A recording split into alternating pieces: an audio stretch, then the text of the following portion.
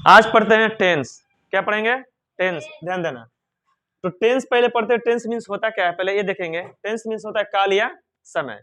इसको पीरियड भी बोल सकते हैं, अवधि भी बोल सकते हैं। क्या बोलेंगे?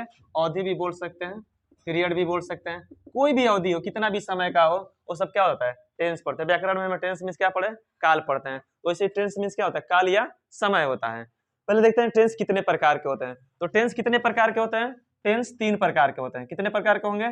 टेंस 3 प्रकार के होते हैं। पहला टेंस होता है प्रेजेंट टेंस, जिसको बोलते हैं वर्तमान काल। दूसरा होता है पास्ट टेंस, जिसको बोलते हैं भूतकाल। और तीसरा है फ्यूचर टेंस, जिसको बोलते हैं भविष्यत काल। क्या बोलेंगे? भविष्यत काल। अब इसका परिभाषा देखते हैं, शॉर्टकट में परिभाषा देखते हैं कि वर्तमान काल किसको कहते हैं, पास्ट टेंस किसको कहते हैं और फ्यूचर टेंस किसको कहते हैं। पहले हम पढ़ते हैं प्रेजेंट टेंस को। वर्तमान काल, वर्तमान काल उसे कहते हैं जिससे काम अभी मतलब काम चल रहा है, काम चल रहा है। दूसरा है पास्ट टेंस, यानी जो काम बीत गया हो, जो काम बीत गया हो। मतलब अभी जैसे हम घर अभी जो हम पढ़ रहे हैं वो वर्तमान काल है, और जो कल हम पढ़े थे वो क्या हो गया? अब भूतकाल। और जो कल हम आके पढ़ेंगे वो क्या होगा? भविष्यत काल। तो भविष्यत काल क्या होगा? कल जो काम होगा उसको क्या बोलेंगे? भविष्य। इसका कोई फिक्स नहीं रहता है, इसका कोई गारंटी नहीं रहता है। कल हम पढ़ने आएंगे तो कोई गारंटी है कि हम पढ़ने आएंगे या नहीं आएंगे? कल जो हमने पढ़ा वो बीत गया, जो हम कल पढ़े थे वो बीत गया, उसको क्या बोलेंगे? भूतकाल। और जो आ रहा है, कल हम आएंगे, परसों आएंगे, वो क्या होगा? भविष्यत काल होगा। ठीक। अब देखते हैं, अब इसमें पहला पढ़ते हैं प्रेजेंट टेंस। इसको हम पहले पढ़ते हैं, प्रेजेंट टेंस को पढ़ते हैं। प्रेजेंट टेंस के बारे में थोड़ा जान लेते हैं। प्रेजेंट टेंस होता क्या है? ये 4 प्रकार के होते हैं। कितने प्रकार के? 4 प्रकार के होते हैं। ध्यान देना, प्रेजेंट टेंस 4 प्रकार के होते हैं। और इसमें से पहला देखते हैं प्रेजेंट इंडेफिनिट टेंस। दूसरा होता है प्रेजेंट इंडेफिनिट टेंस। दूसरा प्रेजेंट कंटीन्यूअस टेंस। तीसरा प्रेजेंट परफेक्ट टेंस। चौथा प्रेजेंट परफेक्ट कंटीन्यूअस। 4 चीज। मतलब क्या है कि प्रेजेंट के भी 4 होंगे, और पास्ट के भी 4 होंगे, और फ्यूचर के भी 4 होंगे। मतलब इन तीनों के 4 होते हैं। टेंस 3 प्रकार के, प्रेजेंट टेंस वर्तमान काल, पास्ट टेंस भूतकाल, फ्यूचर टेंस भविष्यत काल। ये 3 हो गया। अब इन तीनों को 4 भाग होते हैं। पहला के बता दिए present indefinite tense, present continuous tense, present perfect tense, present perfect continuous tense. ये 4। अब इसके बारे में पढ़ते हैं। अब इसके बाद पहला पढ़ते हैं। कौन? पहला। अब इस चारों में से पहले इस पे पढ़ेंगे, उसके बाद इस पे आएंगे, इस पे, उसके बाद पास्ट का पढ़ेंगे, फिर फ्यूचर का पढ़ेंगे। तो पहला हम पढ़ते हैं प्रेजेंट इंडेफिनिट टेंस पढ़ेंगे। ठीक।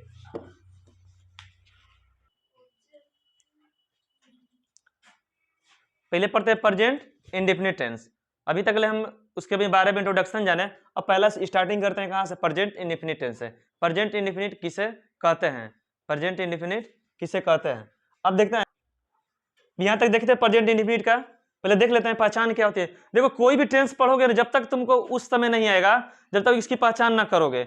4 3 12 हो जाएगा। 4 प्रेजेंट टेंस का, 4 पास्ट टेंस का, और 4 फ्यूचर टेंस का। अब 12 को पहचानो कैसे? पहचान जरूरत है कि आदमी की पहले पहचान कैसे होगी? नहीं, ये आदमी एक कलर का कपड़ा पहना होगा तो ये आदमी होगा, ऐसा हेयर उसका होगा, या फिर ऐसा उसका फेस है तो ये आदमी इस नाम से जाना जाता है। कोई भी घर इस कैसे पहचान हो जाती है, वैसे ही तरह से प्रेजेंट इंडेफिनिट को देखते हैं कैसे हम पहचानेंगे। तो पहचानेंगे कि हिंदी वाक्य के जिस क्रिया के अंत में, हिंदी वाक्य जिस क्रिया के अंत में ता है, ती है, ते हैं, ती हो, ती है, ता हूं आदि लगा रहे, उसे क्या?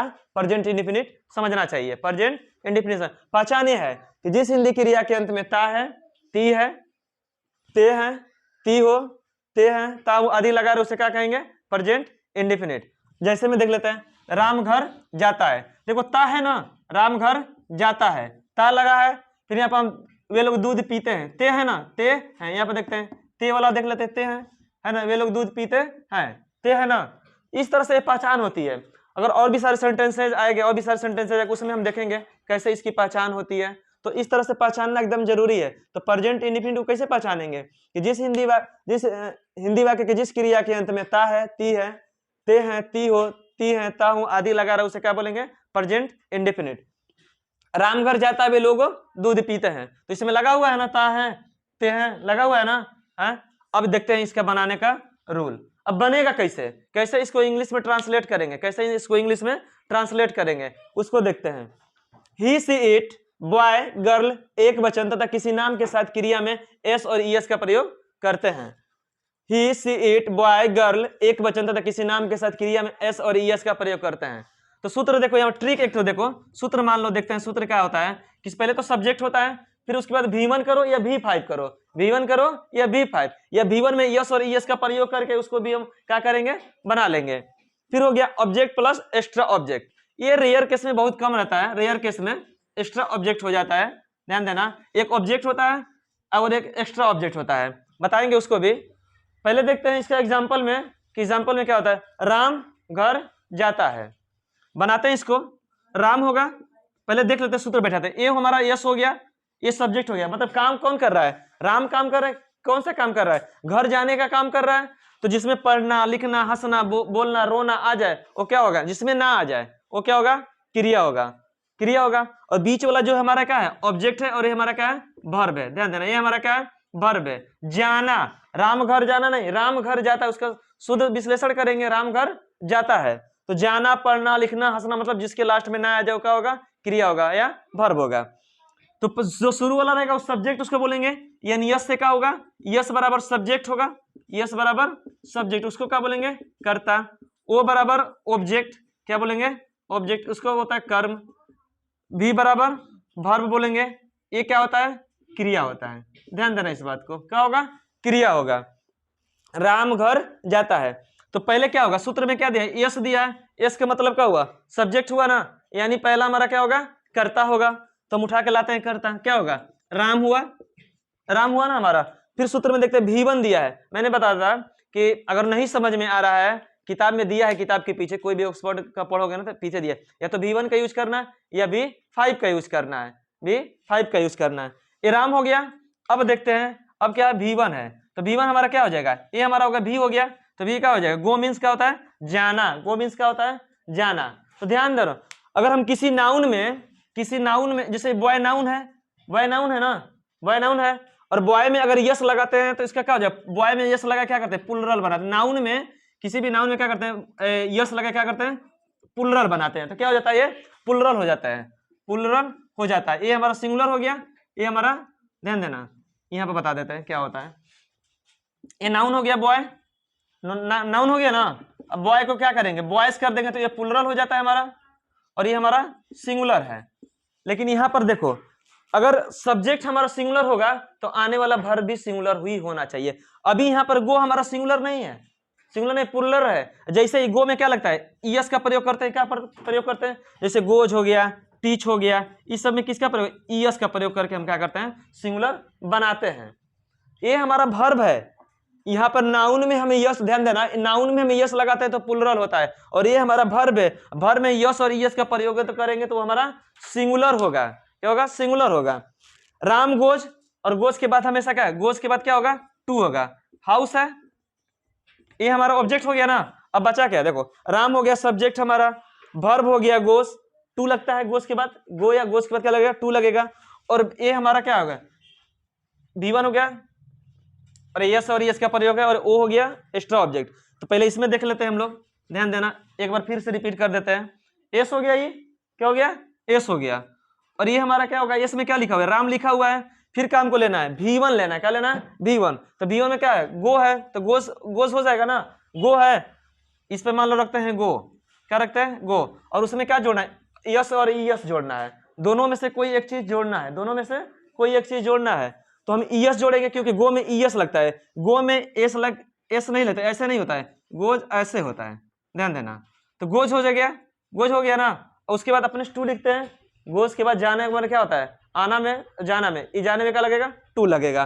फिर यहाँ पर देखते हैं ऑब्जेक्ट हो गया, तो ऑब्जेक्ट हमारा क्या है, हाउस है, तो हमारा क्या हुआ, हाउस। अब रहा बात एक्स्ट्रा ऑब्जेक्ट, जब एक्स्ट्रा ऑब्जेक्ट नहीं दिया है तो हम एक्स्ट्रा ऑब्जेक्ट का प्रयोग नहीं करेंगे, जब देगा तो पढ़ेंगे उसको। हम बता दें, एक्स्ट्रा ऑब्जेक्ट वाला भी बता देते हैं, देख लेते हैं इसका भी।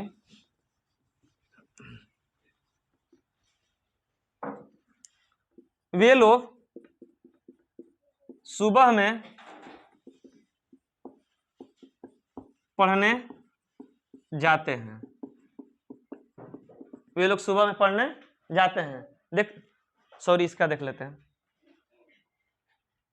वह सुबह में पढ़ने जाता है, सिंगुलर का है, प्लुरल का लिख देते हैं, सिंगुलर। वह सुबह में पढ़ने जाता है। देखो, ये हमारा सब्जेक्ट हो गया, ये हमारा क्या हो गया, वर्ब हो गया। अब बचा क्या, या तो ऑब्जेक्ट या तो एक्स्ट्रा ऑब्जेक्ट। तो पहले जाता है कहाँ, पढ़ने ना जाता है, तो ये हमारा ऑब्जेक्ट हो गया, ये हमारा हो गया एक्स्ट्रा ऑब्जेक्ट। क्या हो गया? Extra object. तो सूत्र पर बैठा देते हैं, यस पे क्या है, वह सुबह में पढ़ने जाता तो ही हो जाएगा, और V1 है ना, गो हो जाएगा, गो। इसमें क्या जोड़ना है, यस यस जोड़ना है, तो हम बोले थे गो में क्या होगा, यस होगा, यस लिख देते हैं। गो के बाद क्या होगा, टू होगा, जब आने वाला ऑब्जेक्ट होगा तो क्या लिखेंगे, टू लिखेंगे। उसके बाद ये क्या दिया है, रीड दिया है तो रीड लिखेंगे। ऑब्जेक्ट में क्या है, ऑब्जेक्ट है ना, और एक्स्ट्रा ऑब्जेक्ट आ गया। एक्स्ट्रा ऑब्जेक्ट इसको बोलते हैं, एक ऑब्जेक्ट के अलावा दूसरा ऑब्जेक्ट आएगा ना, इसको बोलेंगे extra object. He goes to read in the morning, in the morning, ये हमारा ट्रांसलेट हुआ। ठीक, ध्यान देना। कर दीजिए। दूसरा देखते हैं रूल नंबर 2 में, कि रूल नंबर 2 क्या है। देखते हैं, you they we I boys girls, वहां पर बॉय था, पहले वाला में देखना बॉय था, बॉयज नहीं था, मतलब ये एक वचन और बहुवचन। ध्यान देना, बॉयज गर्ल्स तथा बहुवचन के साथ क्रिया में यस यस का प्रयोग नहीं करेंगे। पहले वाला रूल में था ही सी इट, एक वचन के साथ क्या करेंगे, क्रिया में यस यस का प्रयोग होता था, और इसमें प्रयोग नहीं होगा, इसमें प्रयोग नहीं होगा। सिंपल से बात है, और भी आसान हो गया। देखते हैं, ट्रिक हमारा यह है, सूत्र हमारा देखो, फार्मूला ये है बनाए कैसे। सब्जेक्ट होगा या तो V1, सब्जेक्ट होगा V1 होगा plus object plus extra object, इससे बनाते हैं। जैसे में देखते हैं एग्जाम्पल में क्या है, वे लोग आम खाते हैं, तो एक क्या होगा, सब्जेक्ट हो गया, यानी शुरू वाला जो रहता है क्या रहेगा, सब्जेक्ट रहेगा, बीच वाला हमारा क्या रहेगा, ऑब्जेक्ट रहेगा, और ये हमारा वर्ब। अब इसी सूत्र पर बैठा देते हैं, ट्रिक पर देखते हैं। सब्जेक्ट है तो दे, वे लोग का क्या होगा, दे होगा, दे होगा। फिर देखते हैं यहाँ पे V1 है ना, V1 है तो V1 क्या करेंगे, अब यहाँ पर दूसरा सूत्र क्या है, सूत्र में सब्जेक्ट वर्ब पे V1 है, तो V1 क्या है, ईट है, ईट खा। अब देखो कि इसमें यस यस का प्रयोग हो रहा है, हमने पहले ही लिखा है कि you Devi I boys girls तथा बहुवचन के साथ क्रिया में यस यस का प्रयोग नहीं होगा, तो हम भी वर्ब में क्रिया का प्रयोग, अरे यस और यस का प्रयोग नहीं करेंगे। फिर उसके बाद क्या दिया है, ऑब्जेक्ट दिया है, हमारा ऑब्जेक्ट में क्या है, मैंगो, तो they eat mango, they eat mango, ये हमारा हो गया। और एक्स्ट्रा ऑब्जेक्ट वाला हम देख लेते हैं, एक्स्ट्रा ऑब्जेक्ट वाला हम देख लेते हैं।